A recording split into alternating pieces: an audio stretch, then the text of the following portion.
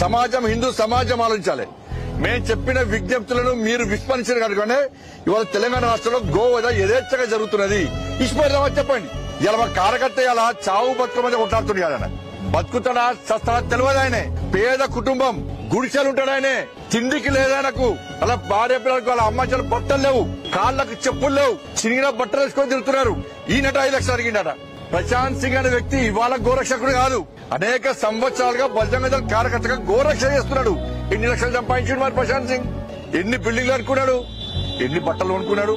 బట్టలు లేకుండా, తిండి తిప్పలు లేకుండా పేద కుటుంబంలో వ్యక్తి గోరక్ష కోసం తాపత్రయం ఆవేదనతో బాధపడి గోరక్షణ చేస్తుంటే పోలీసు వాళ్ళు ప్రెస్ మీటింగ్ పెట్టి ఇలా గోరక్షకుని బదనాం చేసి హిందువుల మనోభావం దెబ్బతీసేందుకు పోలీస్ వ్యవస్థ వరిస్తే చాలా ఘోరం. నేను వెంటనే చెప్తున్నా ముఖ్యమంత్రి గారికి, ఎవరైతే ఇలా ప్రెస్ మీటింగ్ పెట్టి ఇష్యూని డైవర్ట్ చేసే ప్రయత్నం చేస్తారో ఆ పోలీస్ అధికారుల మీద మీరు చర్యలు తీసుకోకుంటే ఏ విధంగా ఇలా మేము చేస్తాం. మేము తమాషాలనుకుంటారు ఏది ప్రభుత్వం ఇలా ఉంటుంది బిక్తుంది.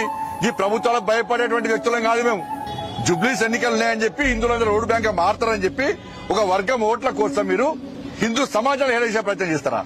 క్షమాపణ చెప్పండి ముఖ్యమంత్రి గాని, పోలీసు వాళ్ళు క్షమాపణ, డీజీపీ క్షమాపణ చెప్పండి. అలా రివాల్వర్ పెట్టుకుని గోరక్షణ కాల్చడం క్షమాపణ చెప్పండి. వాళ్ళ కొంచెం సిగ్గుండాలే, అక్కలు ఉండాలి కొంచెం అన్నా మాట్లాడడానికి.